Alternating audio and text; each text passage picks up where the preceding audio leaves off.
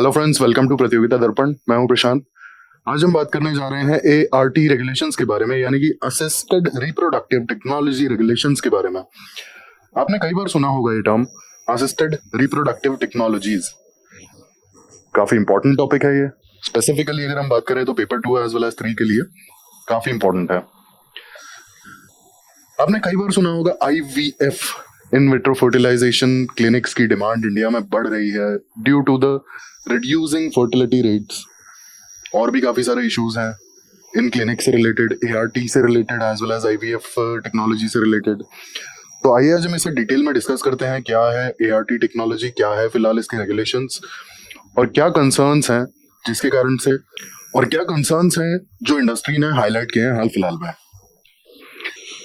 अब इंडस्ट्री ने बेसिकली, जो भी मेडिकल इंडस्ट्री है, उन्होंने कंसर्न्स हाईलाइट किए हैं कि जो ART रेगुलेशंस हैं 2021 के, और ये These are under Assisted Reproductive Technology Regulation Act 2021, health ministry ने इन्हें इंट्रोड्यूस किया है। और इस वजह से ART के जो भी सर्विसेज हैं वो काफी ज्यादा महंगे हो जाएंगे और काफी सारे रेस्ट्रिक्शंस भी इम्पोज कर दिए गए हैं इन रेगुलेशंस के थ्रू। आइए सबसे पहले हम देख लेते हैं कि ART टेक्नोलॉजी होता क्या है। अब बेसिकली कई बार क्या होता है कि कुछ कपल्स या कुछ individuals, they are not able to conceive. आपने कई बार सुना होगा कि बच्चे नहीं हो पा रहे हैं, कुछ दिक्कत आ रही है, प्रॉब्लम आ रही है, फर्टिलिटी इशू है। तो जब कपल्स के बच्चे वगैरह नहीं हो पाते हैं और अगर वो मेडिकल काउंसलिंग और मेडिकल चेकअप्स कराते हैं, उसके बाद कुछ इश्यूज निकल के आते हैं, और अगर ऐसा लगता है कि हाँ ART टेक्नोलॉजी के थ्रू इट इज पॉसिबल कि ये कपल्स अपना खुद का बच्चा पैदा कर सकें, दे कैन कंसीव। तो बेसिकली ART टेक्नोलॉजी वो टेक्नोलॉजी है जो उन कपल्स जो कि कंसीव करने में काफी चैलेंजेस, काफी प्रॉब्लम्स फेस कर रहे हैं, उनकी हेल्प करने के लिए ये टेक्नोलॉजी को यूज किया जाता है।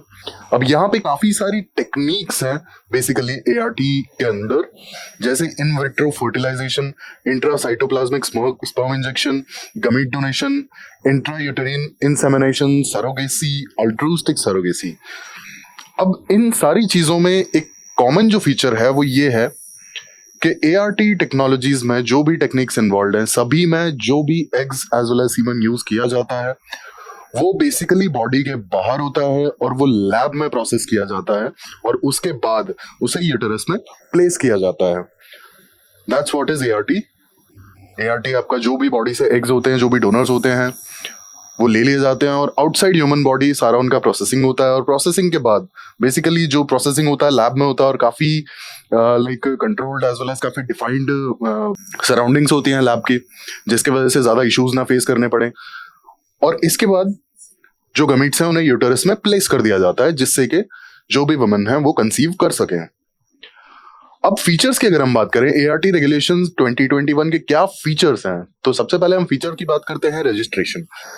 It is mandatory for every bank and clinic to register in the National Registry of Banks and Clinics of India.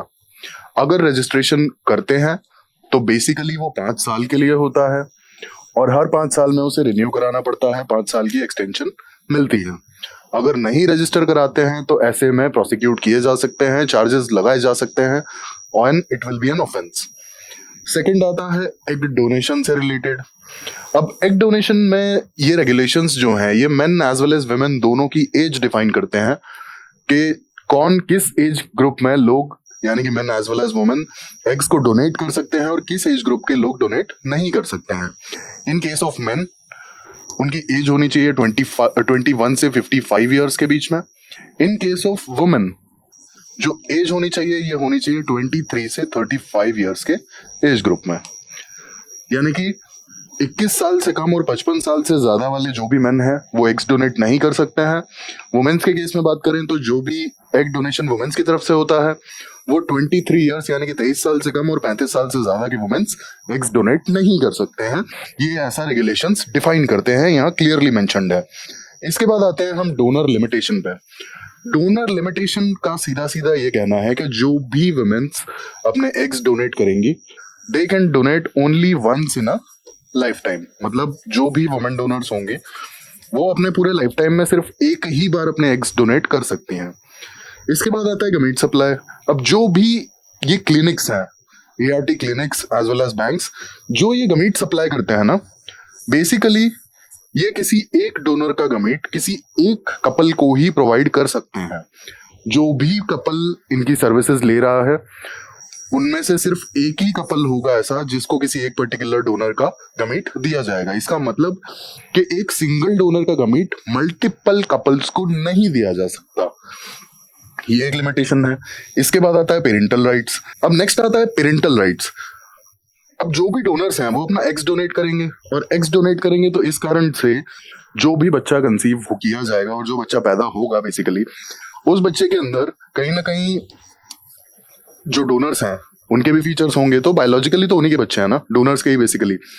But donors के किसी भी तरह के पेरेंटल राइट्स नहीं होंगे बच्चे के ऊपर। ये रेगुलेशंस क्लियरली डिफाइन करते हैं। इसके बाद कंसेंट। तो यहाँ पर consent form basically donors as well as जो कपल सर्विसेज ले रहे हैं सभी से कंसेंट फॉर्म साइन कराया जाएगा।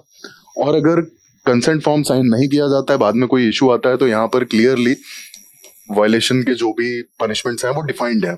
इसके बाद आता है रेगुलेशन ऑफ एआरटी प्रोसेस। अब स्टेट लेवल पे as well as national level पे जो बोर्ड्स बनाए जाएंगे वो एआरटी प्रोसेसेस का रेगुलेशन देखेंगे। और ये बोर्ड्स बनाए गए हैं बेसिकली सरोगेसी एक्ट के तहत। सरोगेसी एक्ट के तहत जो बोर्ड्स बनाए गए हैं state level as well as national level पे, ये boards will regulate the ART process. Then insurance coverage. अब यहाँ पे क्लियरली मेंशन्ड है कि जो भी वुमेन्स अपने एग्स डोनेट करेंगी उन डोनर्स का इंश्योरेंस होना बहुत ज्यादा जरूरी है, और इनकी डेथ और इनके किसी भी तरह का लॉस उस इंश्योरेंस में कवर्ड होना चाहिए, जो भी वुमेन डोनर्स हैं बेसिकली। देन सेक्स सिलेक्शन बिल्कुल भी प्रोहिबिटेड है, यहाँ पे 100% प्रोहिबिटेड है। यहाँ पे किसी भी तरह का सेक्स सिलेक्शन नहीं किया जा सकता। कपल बिल्कुल भी डिसाइड नहीं कर सकते या फिर डोनर्स बिल्कुल भी डिसाइड नहीं कर सकते कि जो भी बच्चा होने वाला है उसका सेक्स क्या होगा। Lastly punishment.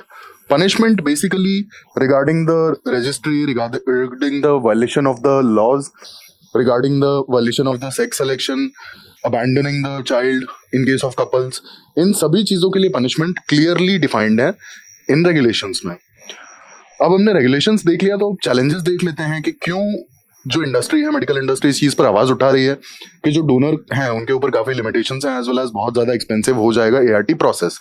सबसे पहला आता है इंक्रीज्ड कॉस्ट। इंक्रीज्ड कॉस्ट कैसे होगा? अभी हमने देखा कि जो भी वुमेन डोनर्स हैं उनके लिए इंश्योरेंस मैंडेटरी है। अब इंश्योरेंस होगा एज वेल एज रजिस्ट्री में जो रजिस्ट्रेशन है वो मैंडेटरी है।